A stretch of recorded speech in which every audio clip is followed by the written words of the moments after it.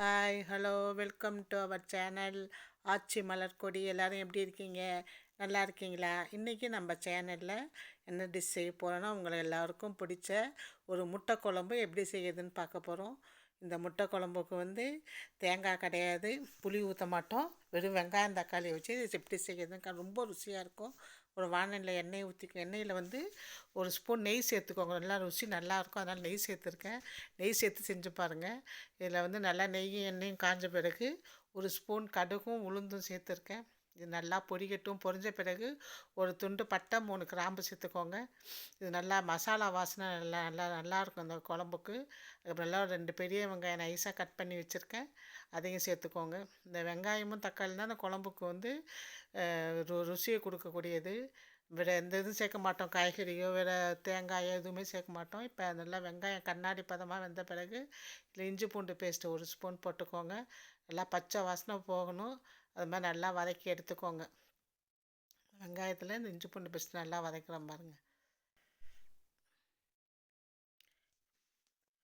நல்லா கண்ணாடி பதத்தில் வதக்கிட்டு இப்போ ஒரு பெரிய துண்டு தக்காளி எடுத்து போட்டு வதக்கியிருக்கேன்.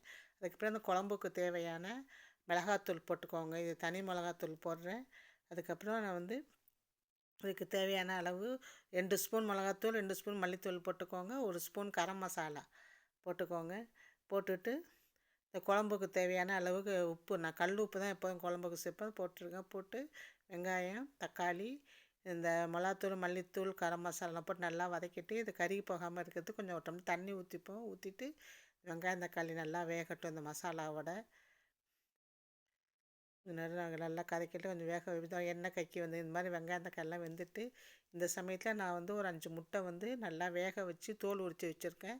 அதில் சின்ன சின்னதாக கீரல் போட்டுக்கோங்க, நல்லா மசாலா உள்ளே இறங்கும். அதனால் சின்ன சின்ன கீரல் போட்டிருக்கேன் கத்தியால். போட்டுட்டு இந்த 5 முட்டையும் இந்த மசாலாவோட சேர்த்து நல்லா நல்லா கிளறி விடுங்க. கிளறினா அந்த உப்பு உரப்புலாம் அந்த முட்டைக்குள்ளே நல்லா இறங்கும். 5 முட்டை சேர்த்துருக்கேன் வேக வச்சு, தோல் உரித்த முட்டை. இப்போ நல்லா கிண்டிக்கிறேன் பாருங்கள். இந்த மாதிரி நல்லா கிளறி விட்டுக்கோங்க, அப்போ தான் உப்பு உரப்புலாம் முட்டைக்குள்ளே இறங்கும். வெறும் வெங்காயம் தக்காளி தண்ணி மசாலா தான் போட்டிருக்கேன். குழம்பு அவ்வளோ ருசியாக இருக்கும். இப்போ நல்லா செஞ்சுட்டு, இப்போ உங்களுக்கு சப்பாத்திக்கு சாப்பிட்றதா இருந்தால் இப்படியே செஞ்சு இந்த இது போதும். இதே நான் இப்போ குழம்புக்கு சேர்க்கறதுனால கொஞ்சம் தண்ணியாக வேணுங்கிறதுக்காக இப்போ ஒரு டம்ளர் தண்ணி ஊற்றி இந்த குழம்ப கொதிக்க விட போகிறேன்.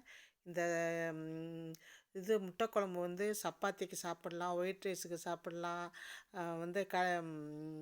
இட்லி தோசைக்கு சாப்பிட்லாம், இடியாப்பத்துக்கு சாப்பிட்லாம், ஆப்பத்துக்கு சாப்பிட்லாம், எல்லாத்துக்குமே ரொம்ப ஒரு பெஸ்ட்டான சைடிஷ் இது. இப்போ நல்லா கொதித்து இப்போ குழம்பு, இப்போ கொத்தமல்லி தலையும் கருவேப்பிலையும் தூவி இப்போ இறக்கி வைக்க போகிறேன். மணக்க மணக்க ருசியான உருண்டை குழம்பு ரெடி.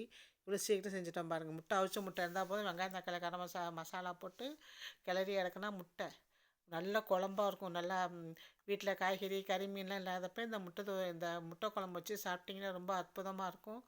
உடம்புக்கும் ரொம்ப நல்லது. நல்லா ஒரு ஃபுல் மீல்ஸ் சாப்பிட்ட திருப்தி இருக்கும்.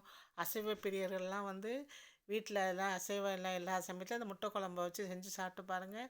நல்லா ஒரு திருப்தியான ஒரு மீல்ஸ் சாப்பிட்ட திருப்தி இருக்கும். இந்த வீடியோ உங்களுக்கு பிடிச்சிருந்தால் சப்ஸ்கிரைப் பண்ணுங்கள், லைக் பண்ணுங்கள், ஷேர் பண்ணுங்கள். தேங்க்ஸ் ஃபார் வாட்சிங்.